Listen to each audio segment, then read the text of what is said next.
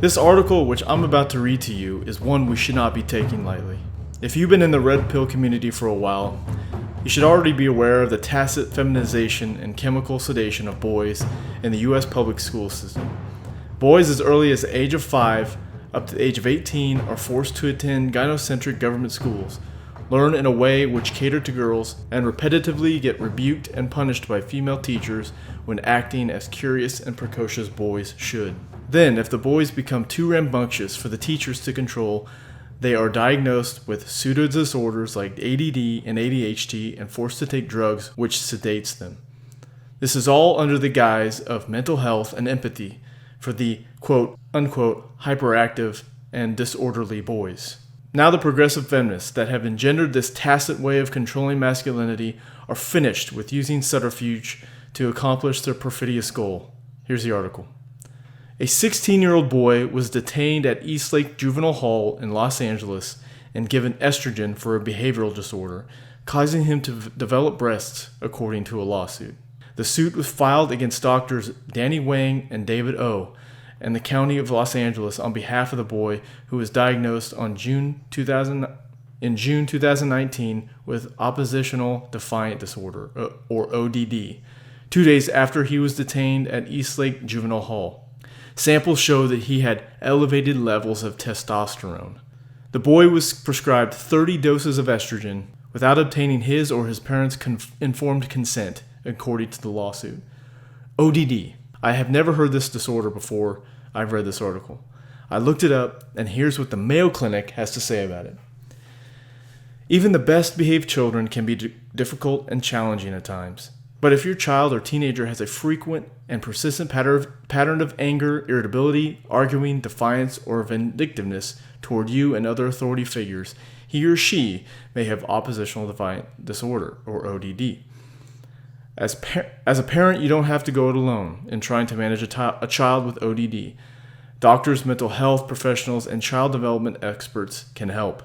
The signs of ODD are anger and irritable, often and easily loses temper, frequently touchy and easily annoyed by others, is often angry and resentful, argumentative and defiant, argues with adults, actively defies or refuses to comply with adults, deliberately annoys or upsets people, blames others for his or her mistakes, vindictiveness, spiteful.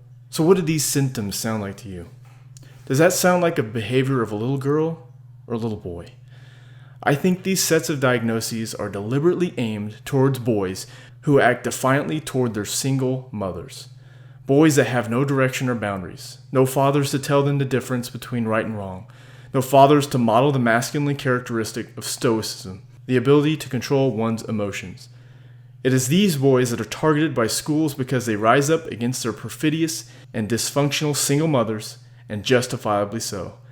And instead of our society remediating the catastrophic problem of single motherhood in this country, the public leaders choose to label masculinity as a mental disorder so as to alleviate any anxiety for the poor single moms. The boy was given 13 doses of estrogen and developed gynomastia, which is an enlarged breast tissue, according to the lawsuit. The lawsuit says his parents had not been informed about his ODD or notified that he would be receiving treatment. The boy tried to refuse to take the estrogen due to feeling increasingly terrible, miserable, and ill, and was eventually taken off the medication. The atrocity that was committed by Dr. Wang and Dr. O should not go unpunished. The two doctors ruined this already troubled boy's life by giving him breasts. I heard more about this story from independent media, and I will tell it now. I can't show the article since the LA Times has surrounded itself with a paywall, and I'm not going to pay them. The Times reported that the boy was reluctant to take the estrogen because the juvenile hall threatened to increase his prison time unless he complied. However, the juvenile hall threatened to increase his prison time unless he complied. How evil is that? The boy's parents were not contacted and were not informed until they visited the boy and noticed his breasts. The boy is now out of juvenile hall, though his father commented on the depressive state of the young man, saying that he sits in his room all day, refusing to venture into public due to his gynomastia. The lawsuit says Owen Wang prescribed estrogen for ODD as an experimental treatment. Experimental treatment, huh? It is my opinion that this is not an isolated case. I don't have any proof, but I think this method of chemically feminizing men or boys has recently or is currently being used in some capacity somewhere in the United States, whether in the prison system or psych wards or any places like that. And even if I'm wrong, and it hasn't, I think the actions of Dr. Wang and Dr. O will be reproduced here in the near future. It happened with gay marriage, trans acceptance, abortion, sexual revolution, and now pedophilia. The Overton window has been rapidly moving in our society for decades. And these degenerative issues that were once controversial and hidden in the shadows are now commonplace. And I believe this practice of feminizing boys with the use of intravenous estrogen will begin to gain acceptance in the zeitgeist of our society if us men remain silent. I think the use of estrogen on this young 16-year-old is the first step in many by progressives in creating a masculine-free society.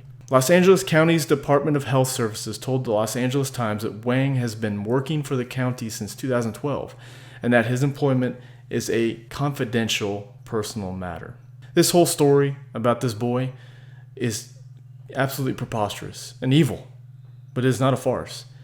This is, in my opinion, not an isolated incident. If Antifa in Portland, Chicago, and DC are allowed to tear up private property, set ablaze government buildings, and even commit murder unpunished without hardly a single rebuke from society at large, then the story about a troubled boy who was forcefully given estrogen will certainly go unnoticed. In this world today, where the opinions of men are not only met with admonishment and counterattack, all we can do is identify our brothers and those in our families who will support us and watch our backs. We need to stick together through this storm. To those of you who have children, teach them the proper ways to be a man. Shield them from the predation of vampiric government institutions by homeschooling them. Avoid the court system at all costs and any other institution or group that can destroy a man's life. Like I said, we need to stick together because masculine men are becoming endangered species.